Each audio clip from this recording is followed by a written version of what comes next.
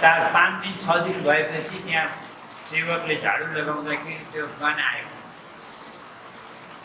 कि मरेछ, बाँदर मरेछ कि कुकुर मरेछ कि भनेर झाडियाउँदै खोज्न थाल्यो। बाँदर कुकुर मरेछ पाएन।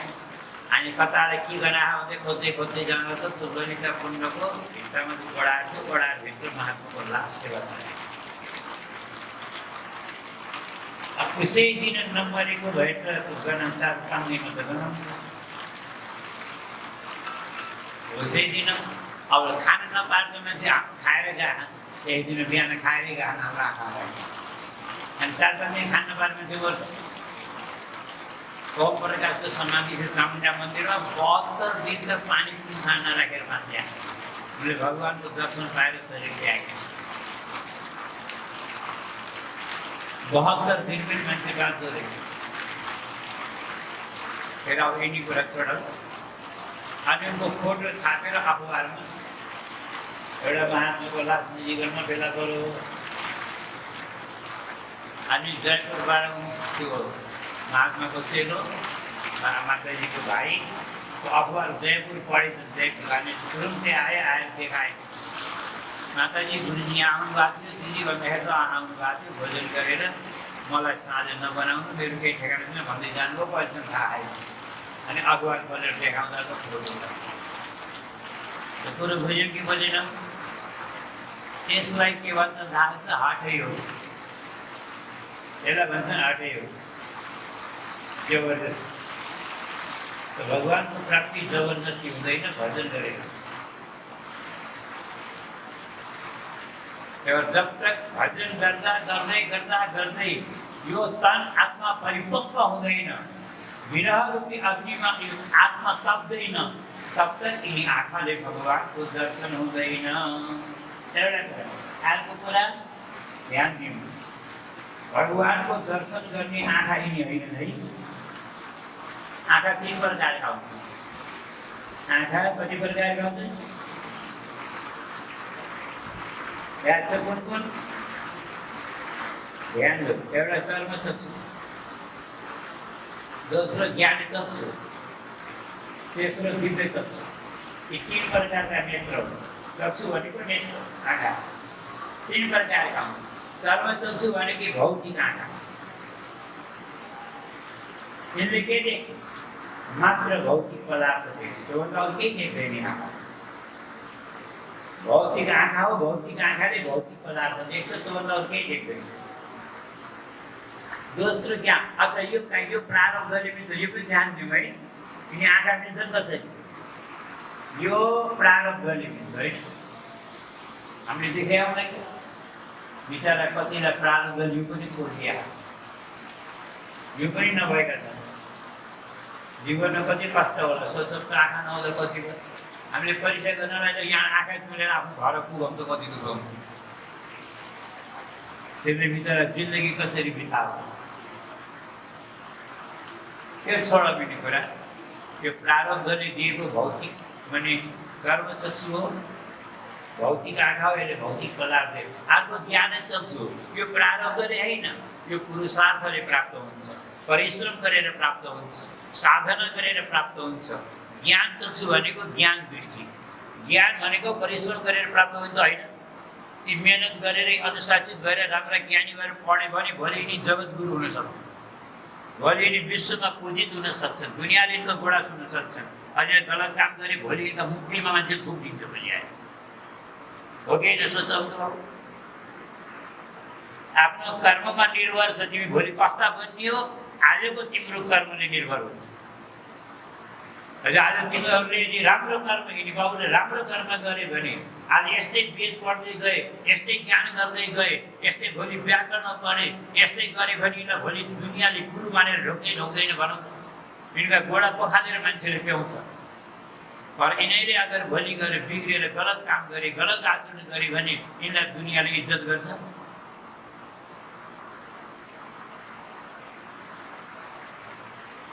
त्यही भएर हेर्नु, ज्ञान चक्षु भनेको आफ्नो स्वभावले, परिश्रमले, साधनाले हैन प्राप्त हुने कुरा हो। और ज्ञान चक्षुले के देख्छ भने यो पनि ध्यान दिनु। ज्ञान चक्षुले के देख्छ?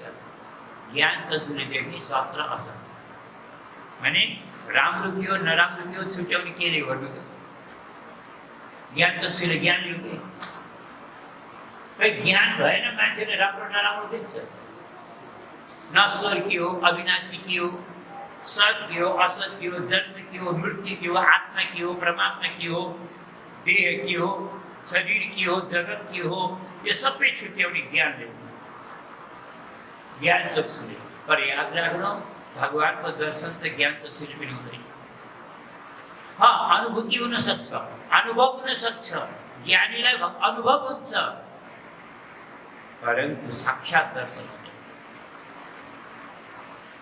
साक्षात दर्शन गर्नको लागि दिव्य चक्षु अब ध्यान दिनु दिव्य चक्षु कसरी प्राप्त हुन्छ चर्म चक्षु त प्रारब्धले मिलिरहेको थाहा भयो ज्ञान चक्षु पुरुषार्थले मिलिरहेको थाहा भयो परन्तु दिव्य चक्षु यो भगवानको कृपाले मात्र प्राप्त हुन्छ भगवानको कृपा नभएसम्म अब यो आफै सोच्ने कुरा हो भन्दाखेरि कसैलाई मन नपर्न सक्छ यो आफै बुझ्ने कुरा हो अब यो कृपा कसरी प्राप्त हुन्छ कृपा प्राप्त गर्नको लागि पहिला आफू भगवानको बन्न पर्ला कि नपर्ला सोचौँ त अर्जुनले जब भगवानलाई हात जोडेर बिन्ती गरे प्रभु मैले हजुरको विराट रूप देख्न चाहन्छु हजुरको यथार्थ रूप विराट रूप देख्न चाहन्छु भन्दाखेरि भगवान हाँस्नुभयो यिनै आँखाले मेरो रूप हेर्छु भन्नुभयो तिमी यिनै आँखाले मेरो रूप हेर्छौ यिनै आँखाले मेरो रूप हेर्न सक्दैन पर मलाई त अब हजुरले चाहे जे पनि हुन्छ त्यसो भएन दिव्य चक्षु होइन म के गर्छु तिमीलाई के भनेको छ दिव्य चक्षु दिन्छु भन त भगवानले कृपा गरेर अर्जुनलाई दिव्य चक्षु दिनुभयो त्यही भएर कृपापूर्वक दिएको हुनाले कृपाले मिल्ने हुनाले यो दिव्य चक्षुलाई हामीले कृपा चक्षु पनि भन्छौँ के भन्छौँ कृपा चक्षु यो भगवानका भक्तहरूलाई मात्रै प्राप्त हुन्छ भगवानको दर्शन गर्ने नै भक्तहरूले मात्रै हो अरूले त अनुभव गर्ने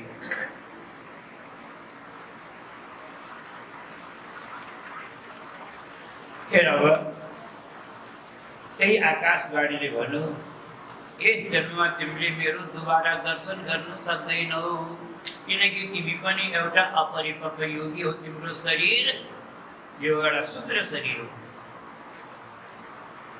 तर म तिम्रो भक्ति तिम्रो यो श्रद्धा यो भावले अति प्रसन्न छु वरदान दिन्छु यो शरीर पुरा गर अब अर्को जन्ममा तिमीले मलाई प्रत्यक्ष प्राप्त गर्नेछौ दर्शन प्राप्त गर्नेछौ भनेर आकाशवाणी शान्त भयो त्यसपछि नारजी के भन्नुहुन्छ त्यसै म त संसारको नजरमा पागल जस्तो भए उच्च स्वरले कीर्तन गर्दै म संसारमा प्रत्यक्ष भ्रमण गर्न लागेँ कसरी कालको प्रतीक्षा गर्दै अरे कालम प्रतीक्षण यहाँ के छ लेखेको कालम प्रतीक्षण विमदो विमत्सरः आहा हेर्नु यहाँ तीनटा कुरा ध्यान दिनु होला संसारमा कोही मान्छे यस्तो खोजेर पाउनुहुन्छ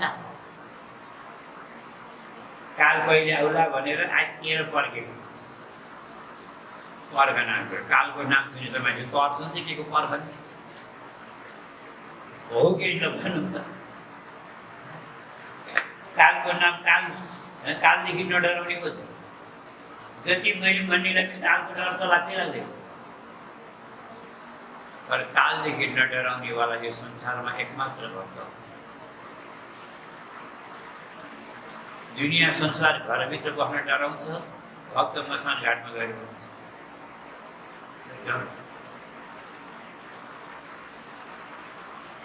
के भन्छ जा मरण ते सब जग डर पे भक्तले भने अब जा मरण ते सब जग डर पे जुन मृत्युका नामले दुनियाँ डराउँछ सब जग डर पे सब संसार डराउँछ र भक्त के भन्छ मेरे मरण आनंद मेरो मृत्यु कहिले आउला, मेरो मृत्यु कहिले आउला। त्यसलाई किन आइत्या मर्नलाई, किन आइत्या छ? किनकि उसलाई थाहा छ जब तक यो चोला छुट्दैन, जब तक यो देह छुट्दैन, तब तक म भगवान्लाई प्राप्त गर्दिनँ। भगवान्लाई प्राप्त गर्ने देह नै बन्छ। त्यही भएर कब मरी हौ कब भेटी हौ पूर्ण परमानन्द। यो भक्तले भन्यो। यहाँ नारदजी चाहिँ भन्नु कालम प्रतीक्षण। आज भगवान्लाई प्राप्त गर्नलाई दुईटा कुरा अगाडि बढ्नु भयो। पहिला कुरा त निर्भय। जब तक मान्छे निर्भय हुँदैन भगवान्को भक्ति गर्न सक्दैन, भगवान्लाई प्राप्त गर्ने त सपनै देख्न पर्दैन, पहिलो कुरा। दोस्रो कुरा विमद हो, मद। मान्छे जब तक मातेको छ, मद जेको पनि हुन्छ, धनको मद। मान्छे धेरै धन आयो भने मान्छे माथिन्छ कि नै? मद जस्तै रक्सीको मद हुन्छ नि, नसा के मद, नसालाई नै मद भन्ने हो। जस्तै रक्सीको मद हुन्छ, धनको पनि त्यस्तै नसा हुन्छ। बरु रक्सीको नसा त 2-3 घन्टामा 4 घन्टामा बरु मान्छे 1 दिन सुतेर उठ्यो भने छुट्छ। परन्तु धनको नसा, ऐश्वर्यको नसा त 24 घन्टा छोड्छ। त्यो पनि मद हुन्छ, विद्याको मद हुन्छ। कतिले त म राम्रो छु भन्ने घमण्ड गर्नु। ऐना कहीँ जेबमा राखेर 24 दिनमा 50 भागेर मसा कालले 1 ग्रास गराउने पछि यस्तो शरीरलाई घमण्ड म राम्रो बोल्दैछु। कालको ग्रासले म राम्रो गरेर घमण्ड गरेको सुहाउँछ।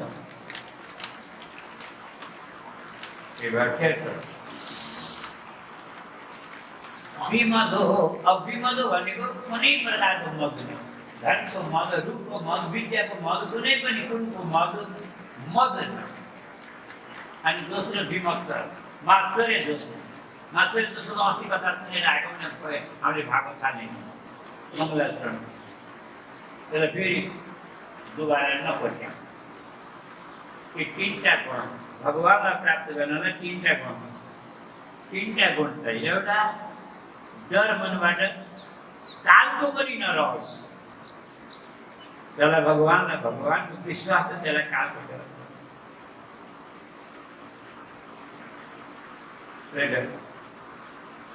एउटा सानो उदाहरण दिउँ है, मन लाग्यो। नामदेवजीको एउटा कीर्तन टोली थियो। नामदेवजीको एउटा कीर्तन टोली भगवतका घरमा कीर्तन गर्न बोलाइरहन्थे। उहाँ जानुहुन्थ्यो। एक दिन एउटा जमिनदारका घरमा कीर्तन गर्न बोलाएर थियो, आफ्नो टोली लिएर जानुभएको रहेछ। पहिला जमानामा यसरी घरमा नल हुँदैन थियो नि, पानी गाउँथ्यो। धारामा जान कति टाढा जानु पर्थ्यो कि। कोही खोलामा पानी लिन जान्थे, कोही कुवामा जान्थे, कोही धारामा टाढा धारा हुँदो जान्थे, झरना हुँदो जान्थे। त्यहाँ पनि त्यस्तै भएछ। अब नदीबाट पानी ल्याएर खाँदा रहेछ। अब दिउँसोमा त जो पनि जाँदो रहेछ, रातिमा त्यो नदीमा पानी लिन जाने ठाउँमा मसान घाट रहेछ। अब त्यसको पासमा खोल्छु। अब खोल्सामा त अँधेरो हुन्छ, जुनेली राख्नु। त्यहाँ त राति पानी सकियो, प्यास लाग्यो, पानी लिन को जान्छ, जसले पनि भन्छ त्यहाँ त मसान घाट, म त जान्न। सब गर्छ। नामदेवजीले घडामा भैटो मलाई दियो, म जान्छु। घरका मान्छे सँगै जान सकेनन् डरले, सँगै जानै सकेन। नामदेवजी अघि घटीले जाँदा पछाडि जानुपर्ने हो कि जान सकेन। नामदेवजी एक्लै जानुभयो, भैटोले जानुभयो। नदीमा नपुग्दै एउटा खोल्सो थियो, त्यो खोल्सामा खोलो, त्यहाँ हेर्नु साँच्चैको भूत आयो। भूत कस्तो भन्नु होला, पुरै सेतै लुगा लागेको, सेतो, अग्लो भन्नुहुन्छ भने बादलभन्दा पनि अझै मान्छे, त्यति अग्लो। अनि हात हेर्ने हो भने यताको हातदेखि यताको डाँडो पारीको छु नि, यताको हातले यता पारीको डाँडो छु। अब पछाडि त्यस्तो अरू 50 फेरि अरू एक्लै भएको हुन्छ उसका पछाडि अरू 50 भूतको शोभायात्रा दिनेछ। अच्छा हामी जस्ता मान्छेको हुन्छ त्यहाँ सातो जान्ने जान्ने त्यो सोच्नु त त्यहाँ के हालत हो सके हार्पिलको प्राण दिने सोच्नु होला है। नामदेवजीले त्यस्तो देख्नुभयो, देखेर डर भन्ने त पुरै छोडिदिने घैँटो भैँमा राखेर ताली बजाएर नाच्न लाग्नुभयो, कीर्तन गर्नु। के भन्नुहुन्छ? ए आए मेरे लम्बकना, लो नाम पनि राखिदिनु भूतको नाम के राखिदिनु भयो? मेरे लम्बकना। किन? लामो शरीर छ कि होइन, त्यो नामै के राखिदिनु भयो? लम्बकना। मेरो लामै लामो नाच भनेको ए आए मेरे लम्बकना धरती पाव अनि चरण कहाँ? धरतीमा। अनि यो टाउको शिर स्वर्ग लो माथो, धरती पाव स्वर्ग लो माथो और योजन भरी भरी हात कति लामा। यो एक योजन भनेको 4 कोस हो। त्यो त यहाँ त कति योजन देखेको छैन, योजन योजन लामो भने हात कति कति।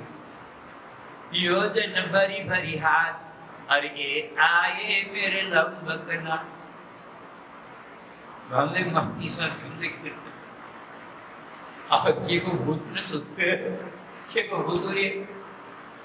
भूतबाट भगवान प्रकट हुनुभयो। भगवानले प्यारले नामदेवजीलाई के भन्ने गर्नु? नामा भन्ने। नामा। नामदेवजीले आज होइन दर्शन गर्यो, 5 वर्ष उमेरबाट गर्नु। 5 वर्ष उमेरबाट दर्शन गर्यो। सबै कथा सुनाउन थाल्नु मैले है। त नामा तिमीलाई भूत देखेर पनि डर लाग्दैन? अनि एउटा कुरा बताउनुहोस् पर्यो, म डराउँछु कि डराउन पछि भन्छु? पहिला हजुरले बताउनुहोस्। कण कणमा भगवानको बास छ भन्ने कुरा सत्य हो कि होइन? भगवानलाई प्रश्न के मान्छेले कण कणमा हजुरको बास छ भन्छ नि, यो कुरा हो कि? भगवानले बिल्कुल सत्य गर्यो। हरि व्यापक सर्वत्र सम। जब कण कणमा हजुर हुनुहुन्छ भने अब भूत पनि यो कण कणबाट अलग हो कि कण कणभित्रै हो? भूतमा हजुर हुनुहुन्छ कि होइन यो बताइदिनु त। भूतमा हजुर सबैका हृदयमा त हजुर हुनुहुन्छ, मैले माने। प्राणी प्राणी मात्रका हृदयमा हजुर हुनुहुन्छ भने यो भूतका हृदयमा हुनुहुन्छ नि? भगवानले भने म नभएको त कोही जीवै केही नै हुँदैन। यो पनि एउटा जीव हो विचार। भूत भनेको त एउटा योनि, यो पनि प्राणी। म नभएको त केही पनि हुँदैन, यसमा पनि म छु। हजुरै हुनुहुन्छ सबैभित्र भने म कोसी त डराउने हो त। अनि कोसी त डराउने हो त म। त्यही भएर भन्छन् कि साधुहरू के भन्नु, भगवान आफ्ना भक्तको लागि दूध पुत भूत सबै भन्नुहुन्छ अरे। अब पुत त सबैका भन्नुभयो, पुत भनेको पुत्र के? यशोदाको भन्नु, देवकीको भन्नु, कौशल्याको भन्नु, सबैको त भन्नु आयो होइन? अब दुध दुध पाण्डवको भन्नु, चल्ती दुध भनेर कौरवको सभामा जानुभयो कि नै? दुध भन्नु। अब भूत थियो, नामदेवलाई त भूत पनि भन्नु। त्यो दुध पुत भूत सबै भन्नु कि नै? भगवान आफ्नो भक्तको लागि जीवित भनेको तात्पर्य यति हो, भक्तलाई मृत्युको पनि डर लाग्दैन। और दोस्रो मद और मत्सर, यो 3टा कुरा हामीले जित्न सक्यौँ भने डरलाई, मदलाई, मत्सर। भगवान त अहिले पनि हामीलाई दर्शन दिन आइदिनु भएको छ। यी 3टा कुरालाई जित्ने बित्तिकै भगवान आउनु थाहा छ नि हामीलाई, तर हामी सक्दैन। थाहा त छ नि 3टा कुरालाई जित्ने बित्तिकै नारदजीले भन्नु आयो, म कालबाट मैले संसारबाट निर्भय भए, अब मसँग के छ र केले मात्ने हो, के को घमण्ड गर्ने हो? न मसँग धन छ, न सम्पत्ति छ, न विद्या छ, न कुल छ। त्यही भएर म घमण्ड मेरो छँदैछ। मात्सर्यको कला देखेर जलन गर किन कसैको जलन मान्छे जलन कसले गर्छ जो भित्रबाट मनको भोको हुन्छ नि जो मान्छे मनको भोको हुन्छ त्यो मान्छेले आँखाको रिस गर्छ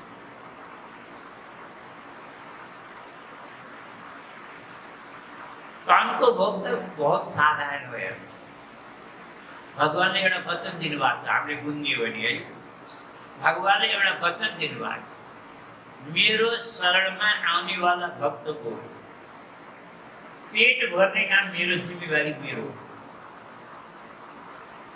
तनको भोग मैले मेटाउँछु मेरो जिम्मेवारी हो परन्तु भगवान भन्नुहुन्छ मनको भोग त मैले पनि मान्छेका मनको भोग त मैले पनि मेरो पनि केही उपाय छैन आज साथै मान्छेले दुःख पाएको गलत काम गर्ने जे जति मान्छे नरकतिर गएको छ नि मनको भोग असन्तोष नत्र मान्छेलाई चाहिने त हेर्नुहोस् मान्छेलाई चाहिने भनेको त कति खान्छ भन्नु चावल गएको त्यति सन्तोष भए त केही पनि छैन मान्छे केही पनि छैन आवश्यकता त मान्छेलाई छँदै छैन भने पनि हुन्छ निर्वाह त रुख पनि बसे पनि हुन्छ कथा अगाडि भागवत सुन्दै जाऊँ भागवतमा नभएको कुरा के छ भोलि भोलि बुझौँ दत्तात्रेय भगवानको कथा आउँछ कस्तो विचित्र छ बुझ्दै जाउँ आवश्यकता भगवानले पुरा गर्नुहुन्छ यो निश्चित हो ग्यारेन्टी हो परन्तु इच्छा भगवानले पनि पुरा गर्न सक्नुहुन्न भगवान त्यही भएर यस्ता मान्छेसँग डराउनुहुन्छ एउटा कहिले अघि आउनु नजाने के माग्ने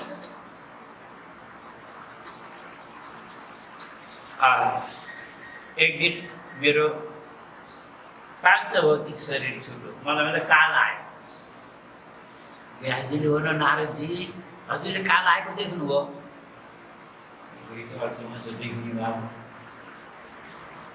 देखिँदैन कसरी थाहा पाउनु त मैले त असारको महिना बिजुली चम्किन्छ नि अझ त्यो बिजुली कताबाट आयो कता गयो भने कसैले देख्न थाहा पाउँछ आकाशमा चम्कन्छ कतै जान्छ त्यस्तै नि काल पनि कताबाट आयो कतातिर गयो मलाई के एक दिन म बसेको थिएँ भोजन गर्दै मेरो शरीर लडेछ शरीरबाट आत्मा बाहिर निस्किन्छ मैले आफ्नै आँखाले देखेँ मेरो शरीर भुइँमा लडेको छ मुल जस्तै म त हेर्छु भन्दा शरीरबाट अलग्गै अनि मलाई थाहा भयो म मरिछु अनि म भगवानका श्री चरणमा गएर म लीन भएँ दोस्रो कल्पमा ब्रह्माजीले जब सृष्टि गर्नुभयो त्यतिखेर म ब्रह्माको मानस पुत्र भएर जन्म मेरो नाम नारद हो बिहारी हजुरले कल्पना गर्नु एउटा दासीको पुत्र सन्तहरूका महात्माका गुरुका कृपाले आशीर्वादले र भगवानकी कृपाले नारद बन्न सक्छ भने हामी साधारण मनुष्यले भगवानको भजन गरे हामी भगवानको भक्त बन्न सक्दैन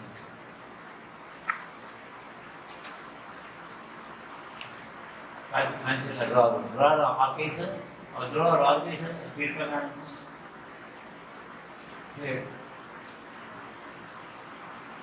मेरो हातमा वीणा छ नि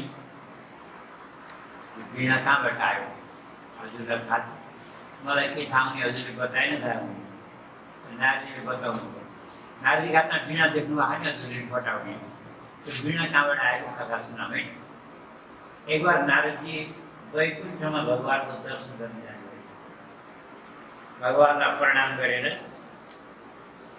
भगवानले मुस्कुराएर इसारा गर्नुभयो बस्छ भनेर बस्नुभयो सोध्नुभयो नारदजी कताबाट पाल्नुभयो मनमा केही इच्छा थियो कि कामले हो कि आयो नारदजीले भन्नु केही कामले आएको पनि होइन, इच्छा पनि छैन। इच्छा त एउटै थियो, हजुरको दर्शन त भइहाल्यो। नारदजीले एउटा कुरा झुट भन्नुभयो है, भरे कामले जानुभएको थियो, यो कुरा त सत्य हो, दर्शन गर्न मात्रै जानुभएको, तर त्यहाँ गएपछि एउटा इच्छा भएको थियो, भगवानको अगाडि बोल्न सक्नु। त्यही भएर भगवानले भन्नु, नारदजी वैकुण्ठमा आएर पनि झुट बोल्न सुहाउँछ र? नडाँटिकन भन्नु त, कि तपाईँको आँखा बार बार भित्ता झुन्याएको वीणामा किन गएको तपाईँको आँखा? यो वीणा पाउनु पाउँदो भने चाहिँ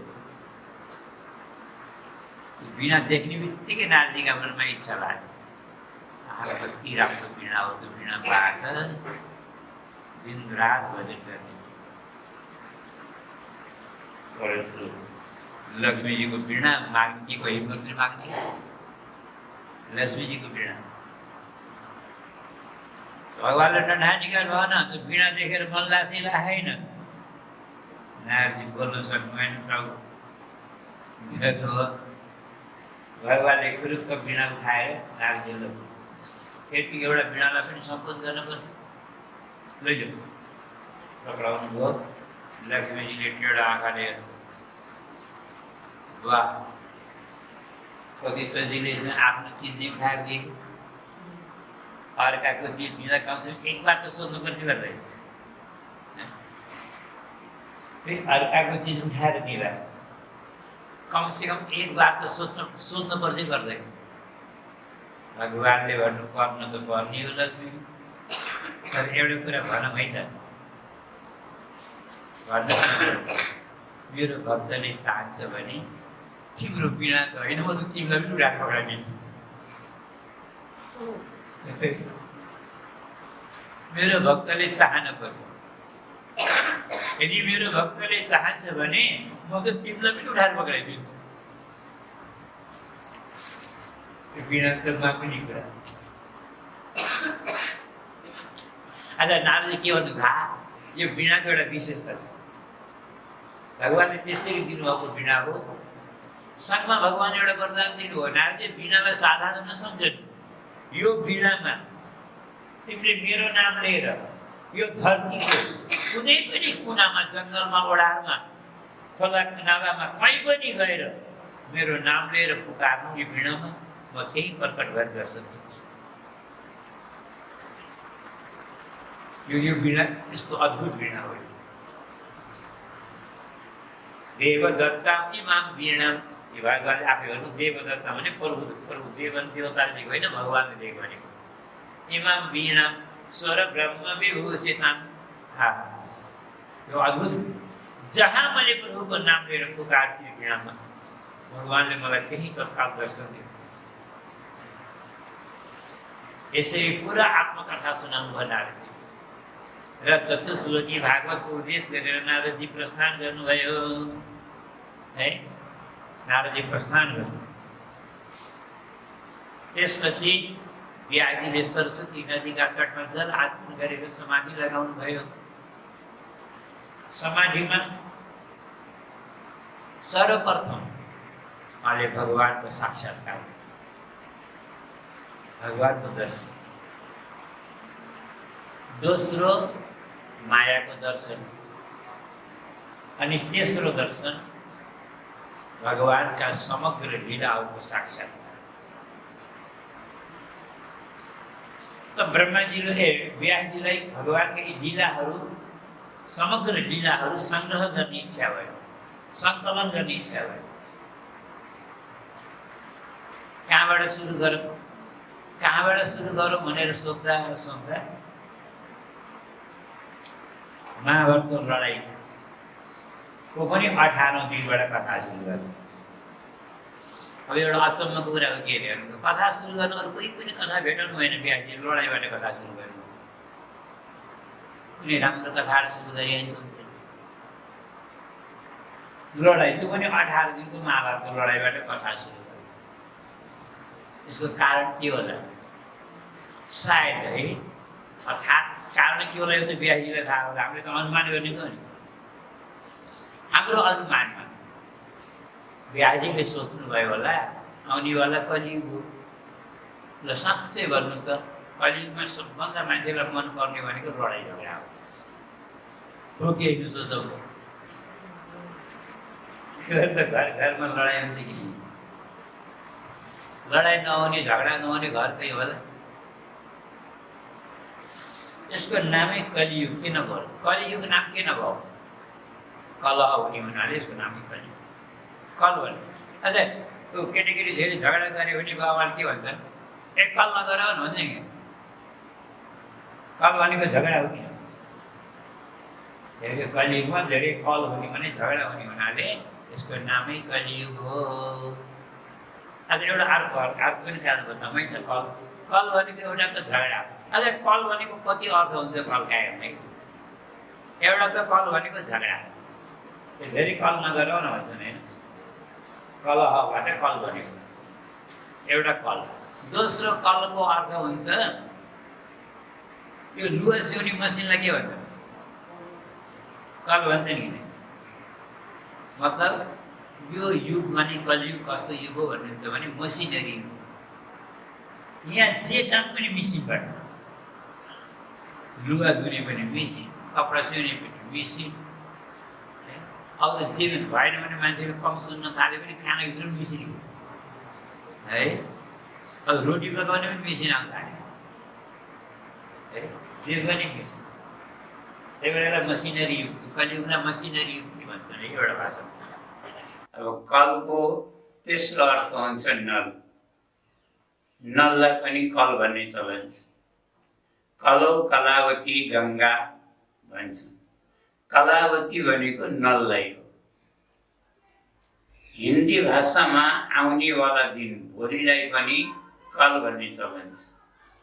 प्राय गरेर कलियुगका मनुष्यको स्वभाव आलसी हुन्छ।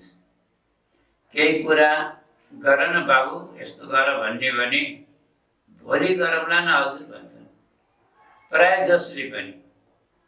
त्यही भएर त होला नि कविले दिक्क भएर भोलि भोलि भन्दैमा सब दिन बितिगो बक्सियोस् आज झोली। अस्तुखेर चढमिने कुराहरू कलका धेरै अर्थ हुन्छन्। त्यो भागवतको कथा पनि कलहबाटै महाभारतको लडाइँको 18औं दिनबाट सुरु गर्नुभयो व्यासजीले।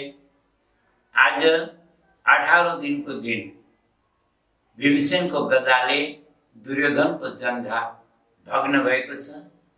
यदा मृधे कौरव सृञ्जयानां वीरेशतो वीरगतिं गतेषु वीरगोदरा विद्ध गदा विमर्श भग्नोरुदण्डे धृतराष्ट्रपुत्रे। आज भीमसेनले धृतराष्ट्रका सबै पुत्रहरूको वध गरे। दुर्योधनको पनि गदाले जङ्घा भग्न गरे। मृत्युशय्यामा तडपेको छ, छटपटाएको छ। त्यो अन्तिम अवस्थामा गुरुपुत्र अश्वत्थामाले आएर दुर्योधनलाई सोधे, दुर्योधन म तिम्रो सहायता गर्न असमर्थ भएँ, केही गर्न सकिन, परन्तु म तिम्रो अन्तिम इच्छा पूरा गर्न चाहन्छु। भन राजन तिम्रो अन्तिम इच्छा के छ? दुर्योधनले भन्यो गुरुपुत्र मेरो त अन्तिम इच्छा भने पनि एउटै हो, मेरो जीवनको पहिलो इच्छा भने पनि एउटै हो। म पाण्डवहरूको मृत्यु हेर्न चाहन्छु।